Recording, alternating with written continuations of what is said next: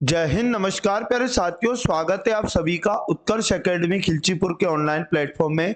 प्यारे साथियों, इस क्लास में हम लोग railway RPF constable and SI exam 2024 के लिए सामान्य ज्ञान यानी जीके जीएस के टॉप 40 क्वेश्चन डिस्कस करेंगे।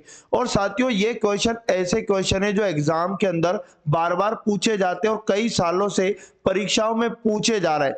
तो साथियों, बिल्कुल छोटा सा क्लास होगा, मेरे साथ लास्ट तक इन सभी प्रश्नों को आप लोगों को बहुत अच्छे से पढ़ना है। साथियों, आज हमारा 9वां पार्ट है। इससे पहले हम लोग 8 पार्ट पढ़ चुके। अगर आपने पिछले पार्ट नहीं देखे तो प्लेलिस्ट आपको मिल जाएगी, जहां जाकर आप पिछले पार्ट को भी जरूर देख ले। और इस क्लास का डेली पीडीएफ आपको हमारे टेलीग्राम पर मिल जाएगा। टेलीग्राम का लिंक आपको इस क्लास के डिस्क्रिप्शन में मिल जाएगा, जहां जाकर आप टेलीग्राम से जुड़ सकते हैं।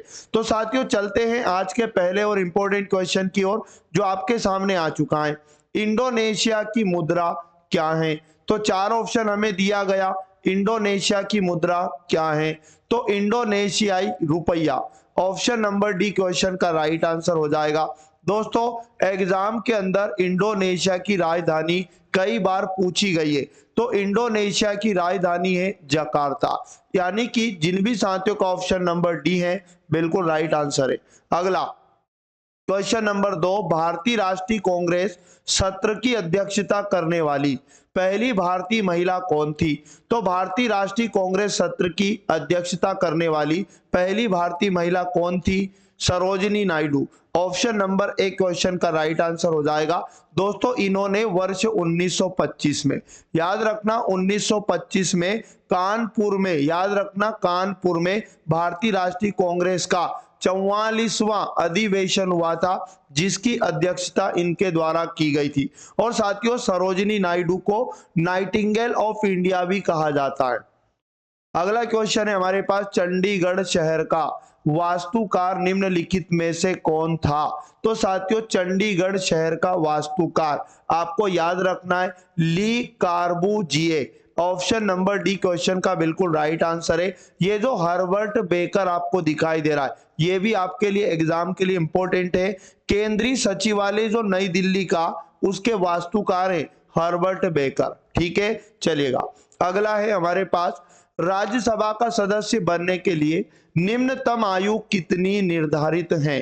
तो साथियों, राज्यसभा का सदस्य बनने के लिए, है ना, निम्नतम आयु कितनी निर्धारित है? याद रखना 30 साल। ऑप्शन नंबर सी क्वेश्चन का राइट आंसर हो जाएगा। और याद रखना, राज्यसभा के सदस्यों का कार्यकाल आपसे एग्जाम में पूछता है, तो 6 वर्ष का आपको याद रखना है। अगला है, कोलंबिया पठार किस महाद्वीप में स्थित है? तो साथियों, कोलंबिया पठार किस महाद्वीप में स्थित है? उत्तरी America. Option number C question का बिल्कुल राइट आंसर आपको याद रखना। अगला है, भारत में पहला नगर निगम कहां स्थापित हुआ? तो साथियों, भारत में पहला नगर निगम कहां स्थापित हुआ?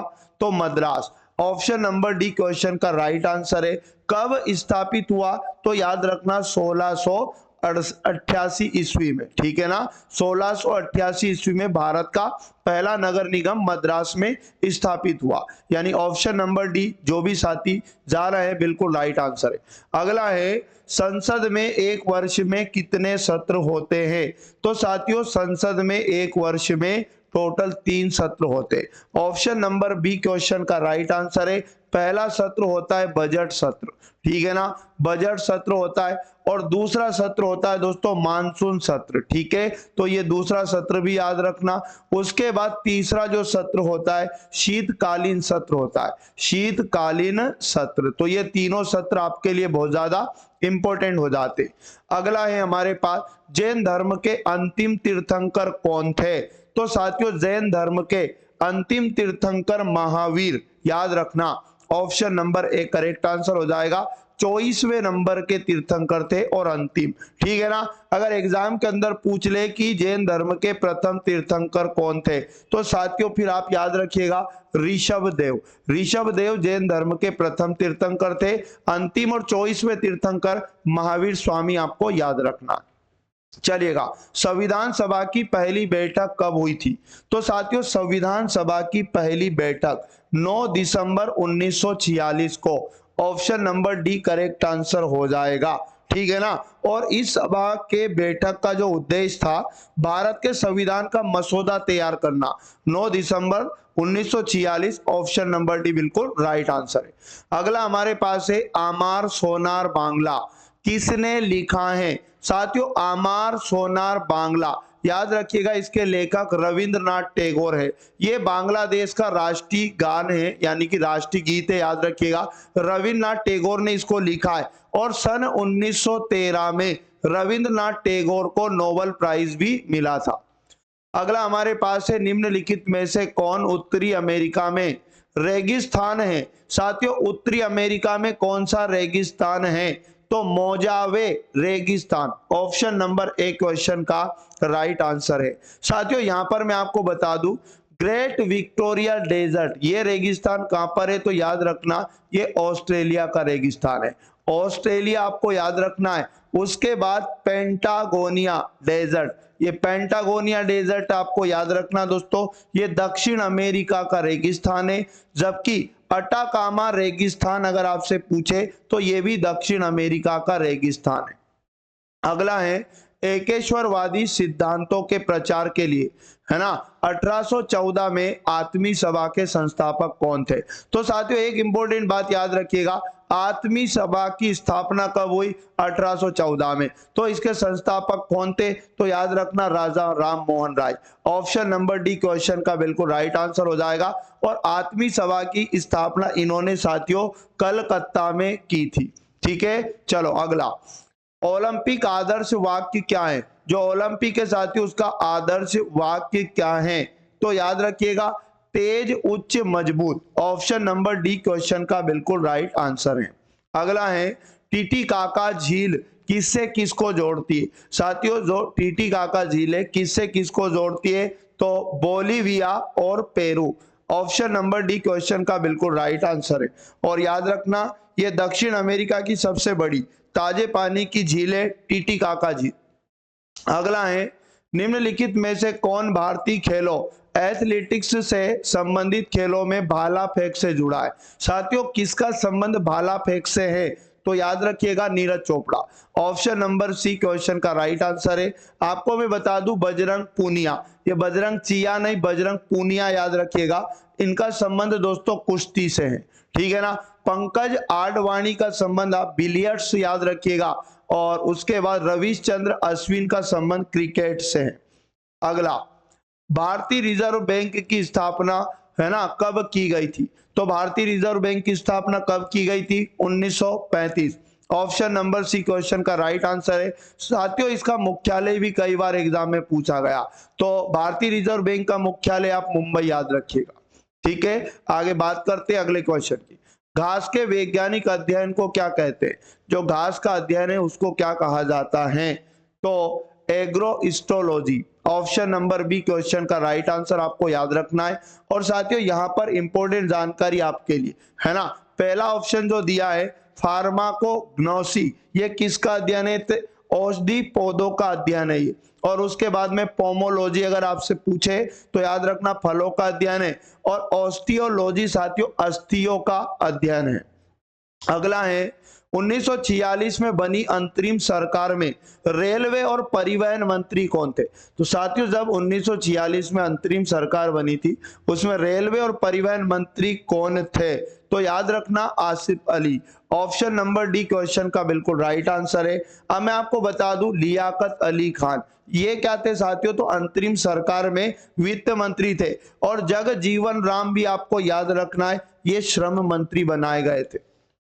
अगला है जब स्वामी विवेकानंद ने धर्म संसद महासभा में भाग लिया था, तो कब लिया था बताओ? चार ऑप्शन आपके सामने है, राइट आंसर क्या हो जाएगा? 1893। 1893 में स्वामी विवेकानंद ने धर्म संसद महासभा में क्या लिया था? भाग लिया था साथियों। और इनकी जयंती याद रखना प्रतिवर्ष 12 जनवरी को राष्ट्रीय युवा दिवस के रूप में भी मनाया जाता है। अगला है 1972 में ग्रीष्मकालीन ओलंपिक खेल, है ना, कहां आयोजित किए गए थे? तो 1972 में ग्रीष्मकालीन ओलंपिक खेल कहां आयोजित किए गए थे? Munich, option number D question का बिल्कुल राइट आंसर आपको याद रखना है। अगला हमारे पास है भारतीय संविधान का भाग 2, है ना, किससे संबंधित हैं?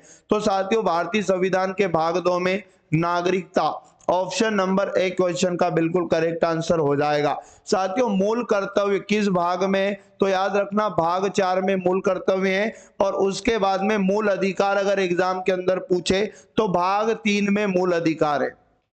अगला, किसी भी भौतिक संकेत को विद्युत संकेत में बदलने के लिए किस उपकरण का उपयोग किया जाता है? तो साथियों किसी भी भौतिक संकेत को विद्युत संकेत में बदलने के लिए किस उपकरण का उपयोग किया जाता है? तो ट्रांसड्यूसर, ऑप्शन नंबर डी इसका बिल्कुल करेक्ट आंसर आपको याद रखना है।